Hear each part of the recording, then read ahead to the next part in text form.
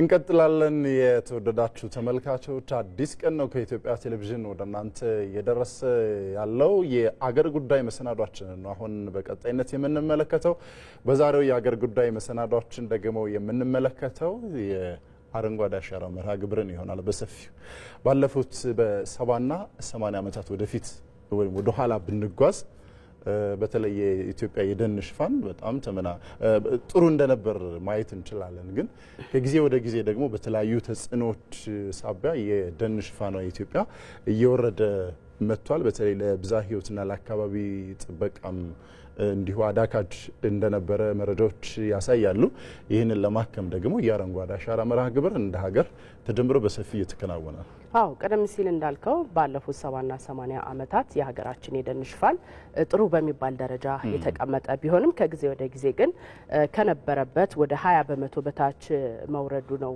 መረጃዎች የሚያመላክቱት በዚህ ልክ የተመናመነው የደን ሀብትና ብዝሃ ሕይወትን ከማብዛት አኳያ ደግሞ ቀደም ሲል አብዮት አንተ ስትገልጸው እንደነበረው የተጀመረው በተለይ ከ6 ዓመት በፊት የተጀመረው የአረንጓዴ አሻራ መርሃ ግብር ለውጥ እየተገኘበት ነው በርካቶችም በተለይ በክረምት ወራት በዘመቻ እየተካሄደ ሰዎች አሁን ላይ በጉጉት የሚናፍቁት ሆኗል ለውጦች እየታዩበት ነው ከምግብ ዋስትናን ከማረጋገጥ አኳያ እንዲሁ ደን መትከል ብቻ ሳይሆን ችግኞችን መትከል ብቻ ሳይሆን የምግብ ዋስትናን ከማረጋገጥ አኳያም ያለው ሚና ከፍተኛ በመሆኑ ሰዎች መንግስት በሰጠው ትኩረት ልክ አብረው እኩል እየተራመዱ ያሉበት መርሃ ግብር ነው እንግዲህ በተለይ አካባቢ ጥበቃን ስናነሳ በጣም ኑሯችን ጋር በሰፊ የተሰናሰለ ነው ስለዚህ በትኩረት መስራት እንዳለብን የሚያመላክት ነው ይሄንን ከግምት ውስጥ በማስገባት በተለይ የደን ሽፋንን ከፍ ማድረግ ከዚህ ባለፈም ደግሞ የአፈር ለምነትን መጨመር ወይም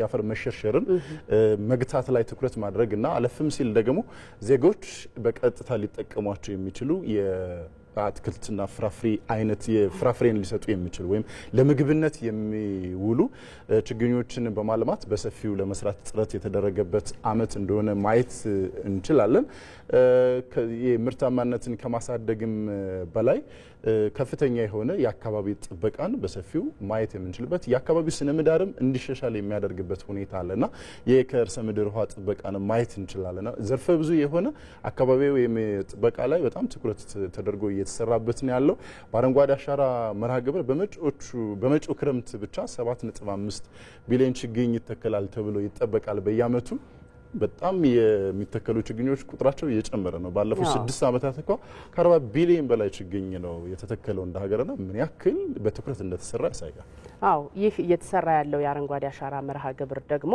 የተለያዩ ውጤቶች እየተመዘገቡበት ነው እሱን ወደ ኋላ ላይ እንግዲህ በስፋት ከእንግዶቻችን ጋር ቆይታ አድርገን የምናየው ነው የሚሆን የመርሃ ግብር በምግብ ራስን ለመቻል የተጀመረውን የግብርና ስራ አጋሽ ከመሆኑ ባሻገር ቀደም ሲል አብዮት አንተ ስትገልጸው እንደነበር በደን ልማት የሚገኘውን ገቢ የማሳደግ አቅምም እንዳለው ይነገራል ኢቲቪም እንግዲህ ዛሬ የአረንጓዴ አሻራን የአዲስ ቀን የሀገር ጉዳይ ሲያደርገው እያስገኘ ያለው ጠቀሜታ እንዴት ነው እስከዛሬ የነበሩ የአረንጓዴ አሻራ መርሃ ግብር ሂደቱ ምን ይመስላል በዘንድሮ አመትስ እንዴት ነው ይህ መርሃ ግብር የሚከናወነው የሚለውን ለመዳሰስ ነው አው በደንብ የምንነጋገርበት የምንወያይበት ትልቅ ሀገራዊ ጉዳይ ነው ምን ያክል አስፈላጊ እንደሆነ ሁላችንም መነጋገር እንዳለብን ነው የሚያሳየው ከለተለት ይሄ ህይወት ተናችን ጋር አብሮ የተቆራኘ ነው አይደለ የችግኝ ተከላ መርሃ ግብር ጥሩ ስለዚህ የተለያዩ ጥንቅሮች አሉን እንግዶችንም ጋብዘናል ሰፊ መረጃ ለተመልካቾች እናደርሳለን ወደ ቀዳሚው ጥንቅር እንሂድ በኦሮሚያ ክልል ምስራቅ ሸዋ ዞን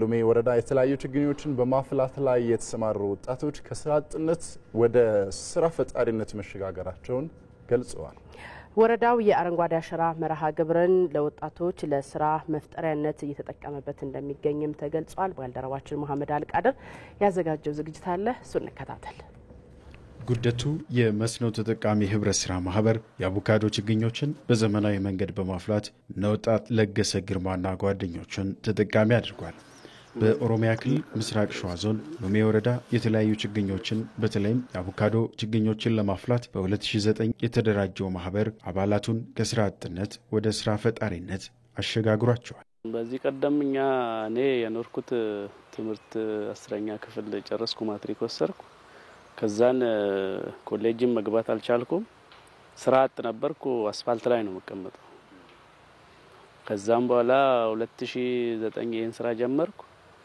በማህበር ተደራጅተን አሁን ግን ቤትም ሰርቼ ትዳርም ይዤ ልጆቹም ልጄ ልጅ ያስተማርኩ ነው በዚህኛው ስራ እየተዳደርኩ ነው መጀመሪያ እዚህ ስገባ ስራ አጥ ነበርኩኝ ስራ እዚህ ያለ ስሉኝ ላይ ተደራጅተን እዚህ ምንም የለም ጫካ ነበረ ጫካው መንጥረን ምን ብለን ችግኝ አፈላን አቮካዶ በዚሁ ተደራጅተን በዚሁ በመናገኘው ደሞዝ ቁጠባም ልጃችንም እያስተማርን እንኖራለን ይህ ስራ ተደራጀ በኋላ ቤት ሰራን ኑሮ ማፈራ ልጆችም እያስተማር ቤት ሰርተናል ልጅም እያስተማሩ ነው እንግዲህ በዚህ ስራ ያው ለውጥ ተገኝቷል ማለት ነው ከስራ አጥነት ወደ ስራ ማግኘት ማለት ነው የማህበሩ አባላት ወይዘሮ ዘይነብ አላቀውና ዴቢስ አጋሹም ራሳቸውን ከመለወጥ አልፈው ካፒታላቸውን እያሳደጉ መምጣታቸውን ተናግረዋል ስራ የጀመረው አሁን ወደ 9 አመት ወደ 10 ልንገባ ነው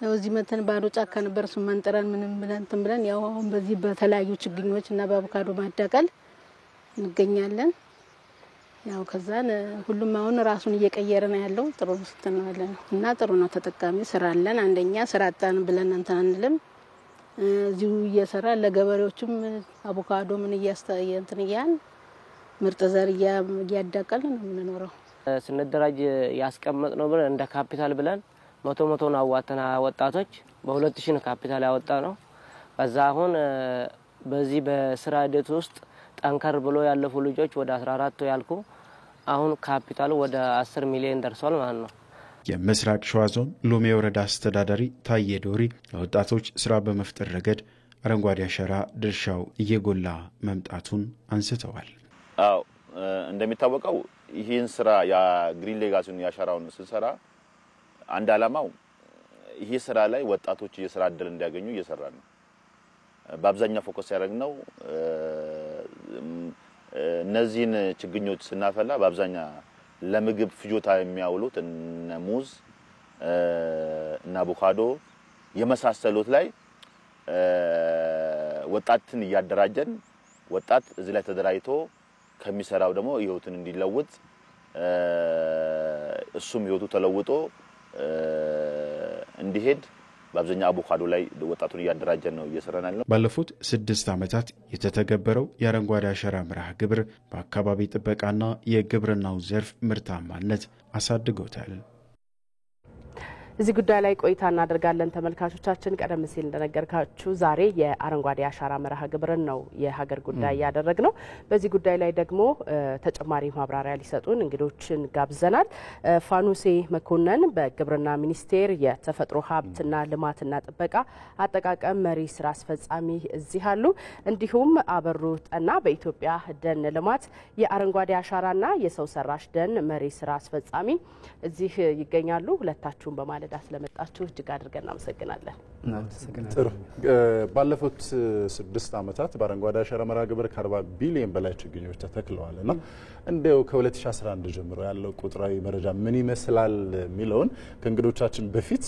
ለተመልካቾች ብናጋራ ጥሩ ነው መልካም የአረንጓዴ አሻራ መርሃ ግብር እንደ ሀገር የተጀመረው በንቅናቄ ደረጃ በ2011 ዓመተ ምህረት ነው ስለዚህ ከ2011 ዓመተ ምህረት ጀምሮ በነበሩት ተከታታይ 6 አመታት የመጡ ለውጦች ምንድናቸው የሚለውን እንመለከታለን በ2011 ነው የተጀመረው ችግኝ መትከል 4.6 ቢሊዮን ችግኝ ነው በአንድ አመት ውስጥ የተተከለው ምን ያክል ትልቅ ቁጥር እንደሆነ ሁላችንም መረዳት እንችላለን ይሄ ቁጥር እየጨመረ 2012 ላይ የተተከለው ደግሞ 5.9 ቢሊዮን ችግኝ ሆኗል በየአመቱ ይህ ቁጥር እየጨመረ ነው ያለውና በንቅናቄ ነው የሚሰራው ሁሉም ኢትዮጵያዊ ትርጉም ያለው ነገር ስለሆነ ትርጉም ሰጥቶት ትኩረት ሰጥቶት እየሰራበት ያለ ጉዳይ ነው 2013 ላይ የተተከለው ችግኝ ደግሞ 6.7 ቢሊዮን ደርሷል በአንድ አመት ውስጥ ይህን ያክል ችግኝ መትከል ምን ያክል ግዙፍ እንደሆነ መረዳት እንችላለን ከአመት አመት ይህ ቁጥር እየጨመረ ነው ያለው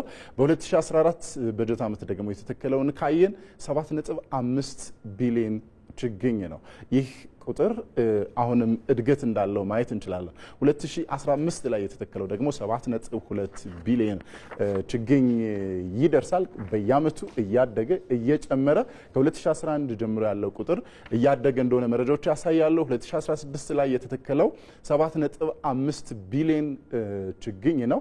ይህም እንግዲህ ከ2015 በኋላ ምን ያክል እንዳደገ ማየት እንችላለን። ከአመት አመትም እየጨመረ መሆኑን እንረዳለን። በ2017 በጀት አመት በያዝነው በጀት አመት ደግሞ 7.5 ቢሊዮን ችግኞችን ለመትከል ዝግጅት እየተደረገ ነው። በቅድ ደረጃ ተይዟል። ጠቅላይ ሚኒስትር አብይ አህመድም ከ7 ቢሊዮን በላይ ችግኞችን ለማለማት ዝግጅት እያደረገ ነው የሚል ከሰሞኑ መልእክት ማስተላለፋቸውን ሁላችንም እንረዳለን። ስለዚህ ኢትዮጵያውያን ደግሞ እንደ አይነት ገድሎችን የመፈጸም ችግር የለባቸውም፣ ይደግሙታል ብለን እናስባለን። እስካሁን የተተከሉ ችግኞች ከ40 ቢሊዮን በላይ ናቸው እና ቁጥሩ ከ2011 ጀምሮ 40 ቢሊዮን ደርሷል። ምን ያክል ምርታዊ ለውጥ እንደሆነ ማየት እንችላለን። የደን ሽፋኑ ደግሞ የነበረው 17.2 በመቶ ነበር። ይህ ንቅናቄ ከተጀመረ በኋላ ደግሞ 23.6 በመቶ ደርሷል ማለት ነውና የደን ሽፋኑ በምን ያክል መጠን እያደገ እንደሆነ ማየት እንችላለን። በሚቀጥሉት ዓመታት በትኩረት ይሰራል ተብሎ ይታሰባል። ስለዚህ የደን ሽፋኑን አሁን ካለበት ደግሞ 30 በመቶ ለማድረስ ታቅዷል ማለት ነውና ይሄ ከፍ እንደሚል ነው የሚያሳየው። በቀጣይ ትኩረት ተደርጎ ይሰራል ተብሎ የሚታሰበው የሚተከሉ ችግኞችን የጽድቀት መጠን መጨመር ነው። እንግዲህ ሁላችንም በትኩረት ይህን ጉዳይ ምንሰራው ከሆነ ምንከውነው ከሆነ ችግኞችን ምንተክል ከሆነ መንከባከብ የኛ ናቸው፣ ለቀጣይ ደግሞ ህይወት ትርጉም የሚሰጡ ናቸው ካልን ሁላችንም የጽድቀት ምጣኔያቸው እንዲረጋገጥ መንከባከብ ላይ ትኩረት ልናደርግ ይገባል ማለት ነው። አዎ ከመረጃው ለማየት እንደሞከር ነው ከ2011 ጀምሮ ያለው የአረንጓዴ አሻራ መርሃ ግብር ምን ያህል ከአመት አመት ለውጥ እያመጣ እንደሄደ የሚያሳይ ነው። በተጨባጭም ለውጦች የሚታዩበት ፍሬ አፍርቶ በተለይ ከምግብ ዋስትና ጋር በተያያዘ እያመጣው ያለው ለውጥ የሚታይ ነው። እሺ ወደ ቀዳሚው ጥያቄ እንሄድና ለአቶ አበሩ ነው ቀዳሚውን ጥያቄያችንን የምናደርገው። ያለፉት አመታት እንግዲህ የአረንጓዴ አሻራ መርሃ ግብር እንደ ሀገር ያመጣው ለውጥ ምንድነው ማለት እንችላለን?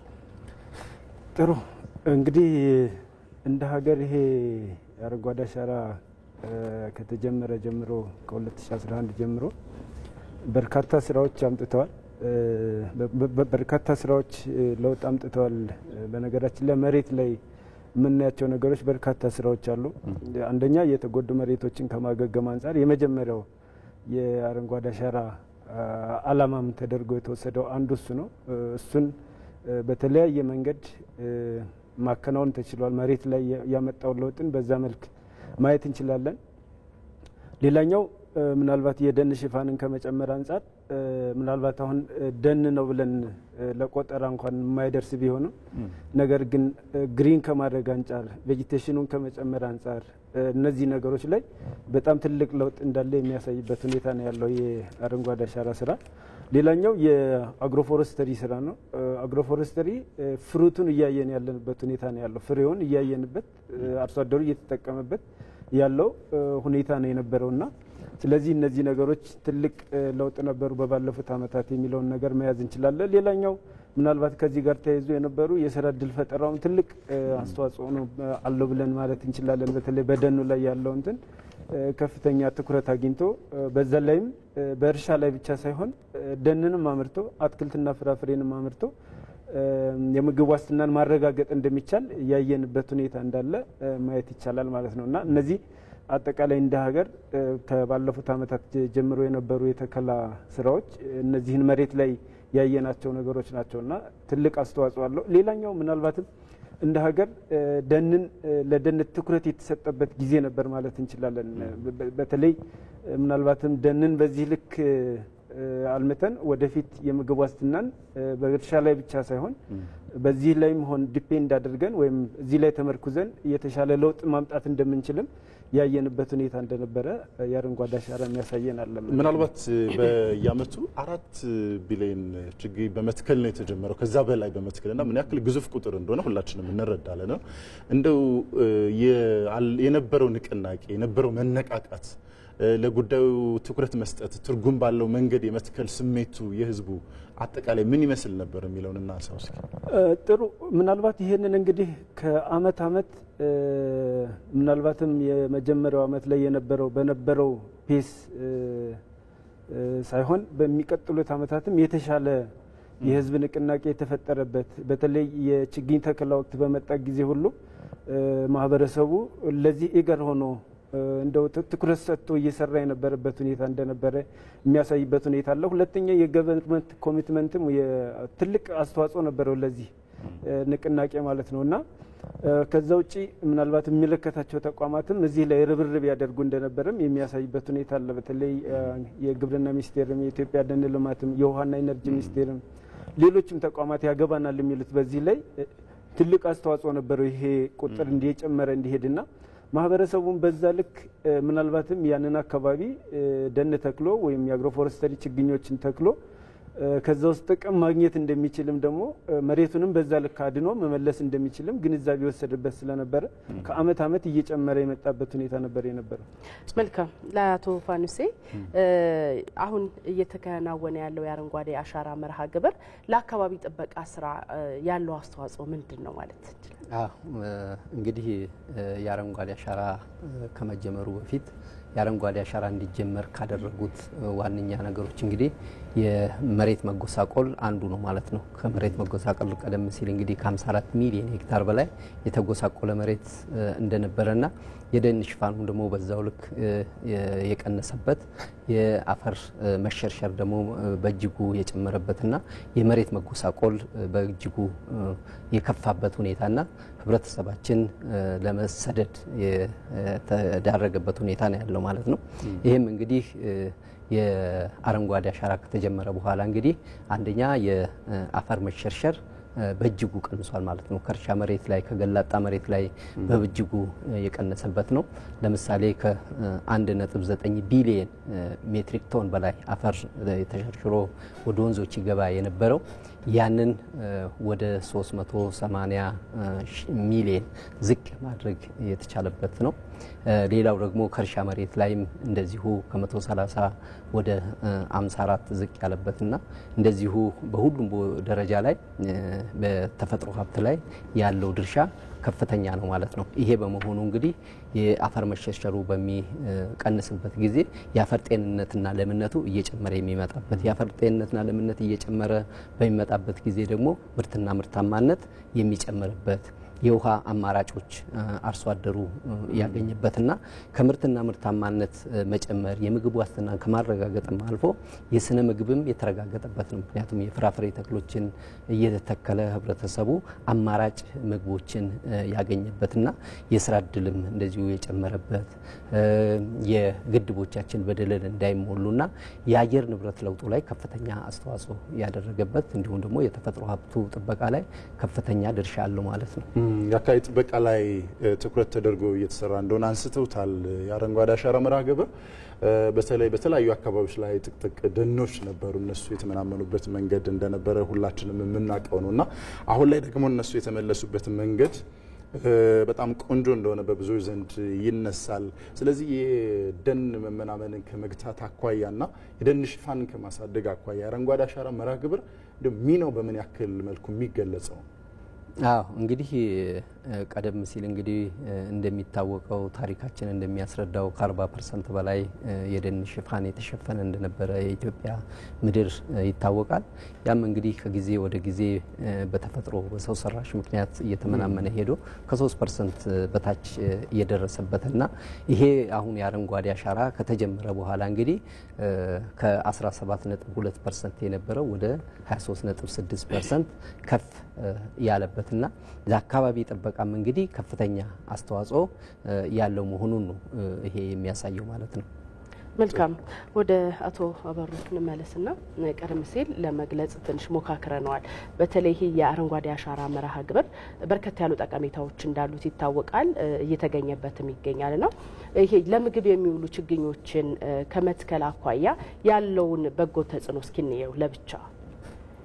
ጥሩ ምናልባት እንግዲህ ለምግብነት የሚውሉ ችግኞችን ስንተክል ምናልባትም ለምግብነት ከምግብ ባሻገር ነው ባይዘው ይሄ እንትን ቅድም እንደተባለው ምናልባትም አቶ ፋነሲ ሲል እንደነበረው እነዚህ የሚተከሉ ችግኞች በተለይ አግሮፎረስተሪ ችግኞች አካባቢንም ከመጠበቅ አንጻር የሶይል ፈርቲሊቲውንም ከማንጻት አንጻር ትልቅ አስተዋጽኦ አላቸውና ምናልባትም ቅድም እንዳልኩት በግብርና ላይ ብቻ ዲፔንድ የሆነውን የምግብ ዋስትና ማረጋገጥ በዚህ በአትክልትና ፍራፍሬው ማረጋገጥ እንደሚቻል ያየንበት ሁኔታ ነው የነበረውና ስለዚህ እነዚህ የሚተከሉ የአግሮፎረስተሪ ችግኞች ከምግብ ዋስትና ባሻገርም የአካባቢ ጥበቃንም ከመጠበቅ አንጻር የአፈር ለምነቱን ከመጠበቅ አንጻርም የሪስቶሬሽን ስራዎችን ሪስቶር ከማድረግ የተጎዱ መሬቶች ሪስቶር እንዲያደርጉ ከማድረግ አንጻርም የማይተካ ሚና ነው ያላቸው። በተለይ እነዚህ ቅጠሎቻቸው በተለይ የሚበሰብሱ ከመሆናቸው አንጻር ቅጠላቸው ሰፋፊ የሆነ ከመሆኑ አንጻር መሬት ላይም የአፈር ለምነቱን ከመጨመር አንጻር የማይተካ ሚና ነው ያላቸውና ምናልባትም ከኔ በተሻለ መንገድ የአግሮፎረስተሪን የሚመሩት የግብርና ሚኒስቴሮች እነሱ በደንብ እንትን ያደርጉታልና ምናልባትም እኛ አሁን ወደ ደኑ ፎከስ እናደርጋለን የግሪን ሌጋሲ አጠቃላይ ቢሆንም ሁለታችንም ግን ፓራላሊ ነው የምንሄደው። ምንም የተለየ እንትን የለንም። ግሪን ሌጋሲ ስንል ምናልባትም ከደንም ባሻገር ሌላውም ግሪን ሌጋሲ እየሆነ ነው የአረንጓዴ አሻራ ስራ እየሆነ ነው። የስንዴውም የሌሎችም እንትኖች በግሪን ላይ አረንጓዴ ልማት ላይ አረንጓዴን መሰረት ያደረገ እንዲሆን ነው የሚፈልገውና ስለዚህ እኛ ወደ ደኑ ፎከስ እናደርጋለን። ግን እንዳጠቃላይ ግን እንደ ሀገር አሁን በመናየው እኛም እየመራን ታች ላይም በመናየው ነገር ግን የአትክልትና ፍራፍሬ ስራዎች ቅድም እንዳልኩት ምናልባትም አሁን ኤክስፖርት ማድረግ ሁሉ የጀመረበት ሁኔታ አለ። በተለይ ለምሳሌ የአቮካዶ ዝርያዎችን የተሻሻሉ ዝርያዎችን እኮ አብሮ የሚሰሩ ስራዎች አሉ አይደለ? ደንንም ያለሙ እግረ መንገድ አብሮ ፍራፍሬና አትክልትና ፍራፍሬዎችን የሚያመርቱ አሉ። ከዛ አኳያ እንዴት ነው እያስገኘ ያለው ውጤት? ኤግዛክትሊ ምናልባት እንግዲህ አሁን ቅድም እንዳልኩት ደን ብቻውን አይደለም። ለምሳሌ ወደ ጌዶ ወደ ደቡብ አካባቢ ብንሄድ ውስጡ ያሉ በርካታ ነገሮች አሉ። እነዚህ አግሮፎረስተሪ ስንል እንግዲህ የተለያዩ ናቸው። እንስሳትንም ይጨምራል፣ የመኖን ይጨምራል፣ የእርሻንም ይጨምራል፣ የፍራፍሬንም ይጨምራል። እነዚህም ሁሉ አንድ ጋር የያዘ ነው አግሮፎረስተሪ ስንል ማለት ነው። ስለዚህ ምናልባትም ሁለቱን አንድ ጋር ልናደርግ እንችላለን። እንስሳትና ምናልባትም የእርሻ መሬቱን ወይም ደግሞ ትሪዎችንና የሰብሉን ብቻ ልናደርግ እንችላለን። የተለያዩ ፕራክቲሶች አሉ እዛ ላይና ስለዚህ ምናልባትም እዛ ጋር እየሰራን ያለነው ነገር ቅድም እንዳልኩት ነው የመጨረሻ ማደማደሚያ ሊሆን የሚችለው የአግሮፎረስተሪ ስራ ከእርሻ ባሻገር ነው። ከእርሻ ባሻገር የፍራፍሬ ላይ ዲፔንድ ሆነን ወይም ጥገኛ ሆነን ምግብ ዋስትናችንን ማረጋገጥ እንደምንችል የምንሰራበት እየሰራን ያለንበት ሁኔታ እንደሆነ ነው እያየን ያለነው መሬት ላይ። እሺ ወደ አቶ ፋኖሴ እንመለስ።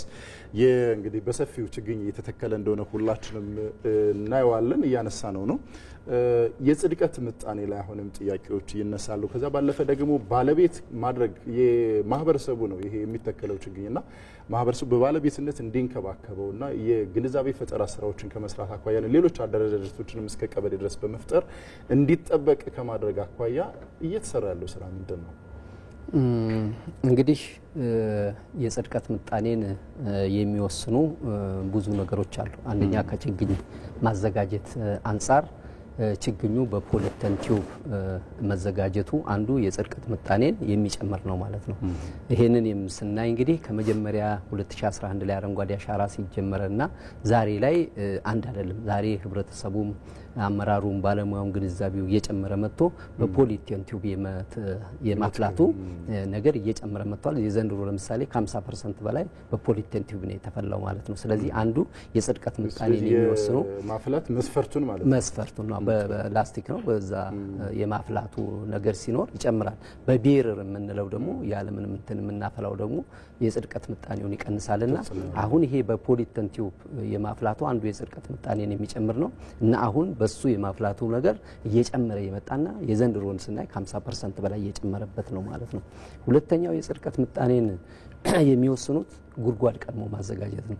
የመትከያ ጉድጓዶችን ከሁለት ወር ከአንድ ወር ቀደም ብሎ ከተዘጋጀ ያ ጉድጓድ የተብላላ በሚሆን ጊዜ የሚተከለው ችግኝ ጽድቀት ምጣኔው ይጨምራል። አሁን ወቅቱ ጉድጓድ የመቆፈሪያ ወቅት ነው ማለት ነው። በበጋው ላይ ነው ጉድጓዱ ተቆፍሮ መዘጋጀት ያለበት ማለት ነው። ሌላኛው ስነ ምህዳርን መሰረት ያደረገ ችግኝ ቆላ መተከል ያለበት ቆላ፣ ደጋ ላይ የሚሆኑ ደጋ ላይ፣ ቆላ ላይ መተከል ያለበትን ደጋ ላይ ወስደን ብንተክለው የጽድቀት ምጣኔውን ይቀንሳል ማለት ነው። ሌላኛው የጽድቀት ምጣኔን ከሚጨምሩ ከተተከለ በኋላ የመንከባከቡ ሁኔታ ማለት ነው። ህብረተሰቡ አንዳንድ ጊዜ መትከል ላይ የማተኮርና የመንከባከቡ ላይ ከሌለ ደግሞ ጽድቀት ምጣኔን ይጨምራል ማለት ነው። ይሄም እንደዚሁ በየአመቱ የግንዛቤው እየጨመረ መምጣትና ይህንን የጽድቀት ምጣኔውን እንዲጨምር እያደረገ ያለበት ሁኔታ ነው ያለው ማለት ነው። በአጠቃላይ ይሄ የአረንጓዴ አሻራ ከተፋሰስ ልማት ጋራ በቅንጅት የሚሰራ ነው ማለት ነው። በበጋው ወራት ህብረተሰቡ ወጥቶ ከአንድ ወር እስከ 2 ወር እንደየክልሎቹ ተጨባጭ ሁኔታ የነጻ ጉልበቱን አውጥቶ እስከ 18 ቢሊዮን ብር የሚሆን የነጻ ጉልበት አውጥቶ የሚሰራው የተፋሰስ ልማት አለ ማለት ነው። ያንን የተፋሰስ ልማት ሲሰራ በክረምት ለሚሆኑ ችግኞች የጉድጓድ የማዘጋጀቱን ስራ የሚሰራበት ነው ማለት ነው። ስለዚህ በዚህ ሁኔታ አሁን የዘንድሮውንም ስናይ የጉድጓድ ዝግጅቱ ከ50% በላይ የሄደበት ነው። ሌላኛው በበጋው ወራት የሚሰሩ የጽድቀት ምጣኔንም ከሚጨምሩ ነገሮች እንግዲህ የመንከባከቡ ነው ማለት ነው። ልክ አምና የተተከሉት ችግኞች የዘንድሮ የበጋ ስራ የተፋሰስ ልማት ስራ ሲሰራ የአምና የተተከሉት ችግኞችንም የማረም የመኮትኮት ስራዎችም አብረው የሚሰሩበት ነው ማለት ነው። ስለዚህ ብቻ ሳይሆን መንከባከብ ወሳኝ ነው ማለት ነው። ይሄ ካልሆነ የጽድቀት ምጣኔን ይቀንሳል። አንደኛው ደግሞ ሌላኛው ችግኞቹ ቀደም ብለው ልክ ዝናቡ እንደጀመረ መተከል አለባቸው ማለት ነው። ቢያንስ የ2 ወር የ3 ወር ተከታታይ ዝናብ ካገኘ ያ ችግኝ የጽድቀት ምጣኔውን ይጨምራል ማለት ነው። ስለዚህ እነዚህ አይነት ነገሮች እንግዲህ ከተሰሩ ጽድቀት ምጣኔን ይጨምራል ማለት ነው። በአጠቃላይ ስናየው የጽድቀት ምጣኔ 2011 ከነበረው 2015 16 እንደዚህ የጽድቀት ምጣኔው እየጨመረ ነው ያለው ማለት ነው። በድምር ውጤቱ ስናየው ግን ከ81% በላይ የጽድቀት ምጣኔ ተመዝግቧል ማለት ነው። መልካም ወደ አቶ አበሩ እንመለስና ይህ የአረንጓዴ አሻራ መርሃ ግብር ባህሉ ነው እንዲቀጥል ምን መደረግ አለበት? የዘንድሮው መርሃ ግብርስ ምን የተለየ ነገርን ይዞ ይመጣል? ጥሩ ምናልባት እንግዲህ ይሄ መርሃ ግብር በየአመቱ የሚቀጥል መርሃ ግብር ነው። ምናልባትም በዘንድሮ አመትም ያው ምናልባትም የስትሪንግ ኮሚቴና ቴክኒክ ኮሚቴ በሚያወጡት መርሃ ግብር መሰረት የሚቀጥል ይሆናል የዘንድሮም የተከላ መርሃ ግብራችን ማለት ነው። ስለዚህ እንዳጠቃላይ ግን ይሄ ተከላ ባህል ሆኖ እንዲቀጥል ምናልባትም የአርሶ አደሩን የማህበረሰቡን ግንዛቤ መፍጠር በጣም ትልቅ አስተዋጽኦ ይኖረዋል ማለት ነው። ይህንን እንግዲህ ምናልባትም ቅድም ሲባል እንደነበረው ከተከላ ጥራቶች አንጻር ከችግኝ ጥራት አንጻር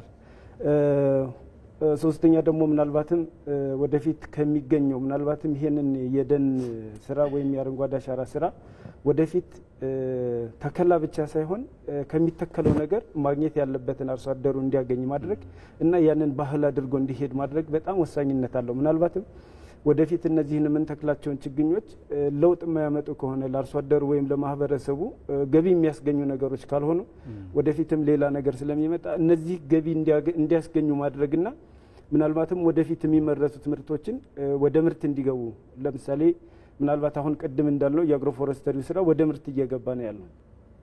ልክ እንደዛው የደኑንም ስራ ደኑ ላይ የሚተከሉት ችግኞች ወደ ምርት እንዲገቡ ምርት እንዲሰጡ ማድረግ ትልቅ አስተዋጽኦ ይኖራል ማለት ነው። ምናልባትም ይሄ ባህል ሆኖ እንዲቀጥል ማለት ነው። ሁለተኛ ምናልባትም መንግስት ለዚህ ትኩረት ሰጥቶ ወደፊትም አንድ ፕሮክላሜሽን ኢንዶርስ አድርጓል ወይም አጽድቆልናል። ምናልባት ይህንን በሚቀጥሉት 5 አመታት የ5 አመት ፍሬምወርክ አዘጋጅተናል። የዚህ አረንጓዴ አሻራና የተጎዱ መሬቶች ማገገሚያ ልዩ ፈንድ የሚል ከ0.5 እስከ 1% መንግስት አጽድቋል። ለዚህ ትኩረት የሚሰጠው እንደሆነ የሚያሳይ ነገር ነውና ምናልባትም እስካሁን ያልነበሩ ስራዎች ሊመጡ ይችላሉ። ምናልባትም ደግሞ እስካሁን እየሰራናቸው የነበሩ ስራዎችን የነበሩ ክፍተቶችን ሊቀርፍ የሚችል ነገር ምናልባትም ወደፊት ደግሞ በደኑ ላይ ከደኑ የምናገኘውን ነገር ኢምፖርት የምናደርገውን ነገር ሰብስቲቱት የምናደርግበትን መካኒዝም እንፈጥራለን ብለን እናስባለን። ምናልባትም ቅድም እንዳልኩት እነዚህ ነገሮች ሲመጡ እነዚህ ተከላዎች ምክንያቱም ወደፊት ወደ ኢኮኖሚክ እንትን ሲገቡ ሰው ባህል እያደረገው ነው የሚሄደው። ከዛ የሚያገኘውን ገቢ እርሻ ላይ ዲፔንድ ሆኖ ያገኘው የነበረውን ገቢ በዚህም ሰብስቲቲዩት ማድረግ እንደሚችል ግንዛቤ መፍጠር ይጠይቃል ማለት ነው። እና ምናልባትም እንደዚህ አይነት ኢኒሼቲቮችን እያዘጋጀን ያለ ነው። እኛም ምናልባት አሁን የሚተከሉ እንደ ሀገር አሁን ለምሳሌ የፕላንቴሽን ወደ 1 ሚሊዮን በላይ ሄክታር በላይ ፕላንቴሽን አለን ይባላል። ይሄ ፕላንቴሽን ግን ወደ ፕሮዳክቲቭ መግባት አለበት። ፕሮዳክሽን ላይ ገንዘብ ማስገኘት መቻል አለበት። ምናልባትም ከአካባቢ ጥበቃ ውጭ ያሉት ደኖች ማለት ነው።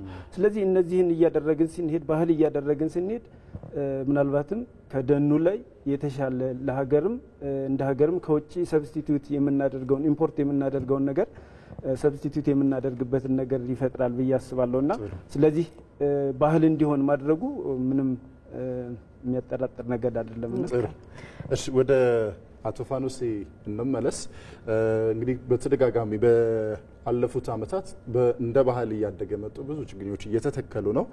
በዚህ አመትም እንግዲህ አመቱ ሙሉ የሚሰራ ስራ ቢሆንም አረንጓዴ አሻራ መርሃ ግብር በተለይ ክረምት ላይ በትኩረት ይሰራል። አሁን የዝግጅት ምዕራፍ ላይ እንዳለን ብንቆጥረው በዚህ አመት የተሰጠው ትኩረት ምንድን ነው የሚመስለው?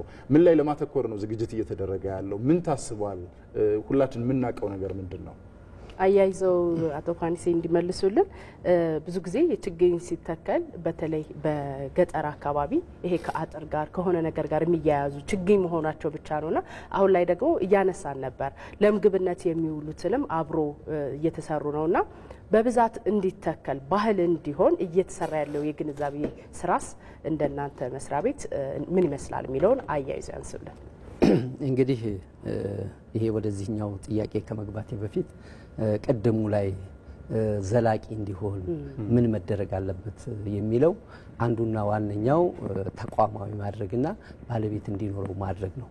ባለቤት የሌለው የማንም ዓለም ዘላቂ አይሆንም ማለት ነው። ስለዚህ ለዚህ ደግሞ ተፋሰስና የአረንጓዴ አሻራ የአንድ ሳንቲም ሁለት ገጽታዎች ናቸው ብለን ነው የምናስበውና ልክ ተፋሰሱ ላይ በለሙ ተፋሰሶች ላይ ማህበራት ይደራጃሉ። እነዚህ ማህበራት ደግሞ ራሱ ህጋዊ ሰውነት ያላቸውና በዛ ማህበር ውስጥ ታቅፈው በቋሚነት ተቋማዊ ሆኖ የዛ ተፋሰስ ባለቤት ሆኖ በዛ ውስጥ ደግሞ የዕለት ተዕለት ስራቸውን የንማነቡን የፍራፍሬ ችግኝ የመትከሉን የእንስሳት በውስጡ የማደለቡን ስራ አብረው የሚሰሩበት ነውና ከዚህ ስራ ደግሞ ዘላቂ ልማትና ዘላቂ ተጠቃሚነት እንዲኖር ማድረግ ነው ማለት ነው። ለዚህ በዋነኛነት ባህል ሆኖ እንዲቀጥል ያደረገው ነው ማለት ነው።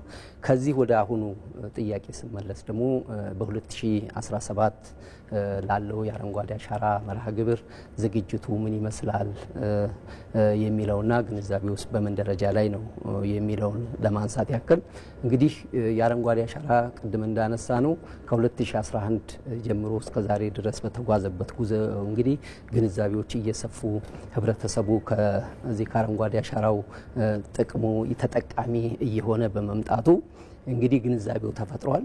ለዚህም እንግዲህ ቅድም እንዳነሳውት የ2017 ላይ 7.5 ቢሊዮን ችግኝ ለመትከል የዚህ ዝግጅት የተጠናቀቀበትና እነዚህም የተዘጋጁት ችግኞች ደግሞ ከ50% በላይ የሚሆኑት በፖሊተን ቲዩብ የተዘጋጁ ናቸው።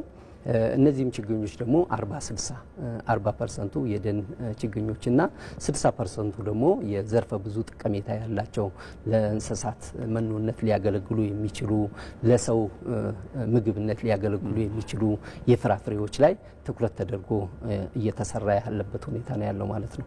እንግዲህ ከዚሁ ጋር ተያይዞ እንግዲህ የከተማ ተከላ ቅድም በተነሳው አንዳንድ ቦታ ላይ አላስፈላጊ ቦታ ላይ አላስፈላጊ ችግኝ ስነ ምህዳሩን ያልጠበቀ የችግኝ ተከላ ይስተዋላል። በተለይ ደግሞ በከተሞች አካባቢ ከተማው መሰረተ ልማት ጋር የማይጣጣሙ ችግኞችን የመትከል ለምሳሌ በመንገድ አፋይ ላይ አስፋልቱን ሊሰነጥቁ የሚችሉ ችግኞችን የመትከል የሚስተዋልና በዚህም ላይ ደግሞ ግንዛቤ የመፍጠሩን ስራ እየተሰራ ያለበት ሁኔታ ነው ያለው ማለት ነው። ምክንያቱም የከተማና መሰረተ ልማት ሚኒስቴር ከዚህ የአረንጓዴ አሻራ አንዱ የቴክኒክ ኮሚቴው አባል ሆኖ ስለሚሰራ እነዚህ ላይ ግንዛቤ እየተፈጠሩና በእነዚህ ላይ ደግሞ ትኩረት ተደርጎ እየተሰራ ያለበት ሁኔታ ነው ያለው ማለት ነው። ምናልባት ቅድም አንድ ያላነሳ ነው ነገር የአረንጓዴ አሻራ ምን አመጣ የሚለው ላይ አንዱ እና ዋነኛው በዲፕሎማሲው መስክም ያመጣው ለውጥ ቀላል አይደለም ማለት ነው። ኢትዮጵያ እንግዲህ ከጎረቤቶቿ ጋራ እኩል የመልማት በጋራ የመልማት ጽኑ ፍላጎት ከመኖሩ አንጻር እንግዲህ የአረንጓዴ አሻራ ጎረቤቶቻችንም እንዲጋሩን ለማድረግ ችግኝ አፈልቶ እስከ መስጠት የተደረሰበትና በዓለም አቀፍ መድረክም ተቀባይነት በዓለም አቀፍ መድረክም ደግሞ የኛን ተሞክሮ አመራሮቻችን እዛ ፕሬዘንት በማድረግ እንግዲህ የተሻለ ግንዛቤ እንዲፈጠርና የአረንጓዴ አሻራ የጎረቤቶቻችንም የአፍሪካም የዓለምም እንዲሆን የተሰራበት ነው ማለት ነው። ስለዚህ የአረንጓዴ አሻራ ለኛ ለኢትዮጵያ ብቻ ሳይሆን ለዓለም የአየር ንብረት ለውጥን ከመዋጋት አንጻር እንግዲህ ከፍተኛ አስተዋጽኦ ያለውና በዲፕሎማሲው መስክም ከፍተኛ አስተዋጽኦ ያመጣ መሆኑን ግንዛቤ እንዲወሰድበት ለማለት ነው። መልካም እንግዲህ የአረንጓዴ አሻራ መርሃ ግብር እናንተም እንደገለጻችሁት ጠቀሜታው በግልጽ እየታየ ያለ ባህል ተደርጎ ሊቀጥልበት የሚገባ መርሃ ግብር ነው። አቶ ፋኑሴ መኮንን በግብርና ሚኒስቴር የተፈጥሮ ሀብት ልማትና ጥበቃ አጠቃቀም መሪ ስራ አስፈጻሚ እንዲሁም አቶ አበሩ ጠና በኢትዮጵያ ደን ልማት የአረንጓዴ አሻራና የሰው ሰራሽ ደን መሪ ስራ አስፈጻሚ በማለዳ መታችሁ ይህንን የመሰለ ማብራሪያ ስለሰጣችሁን እጅግ አድርገን እናመሰግናለን። መልካም ቀን ይሁንላችሁ። እናመሰግናለን።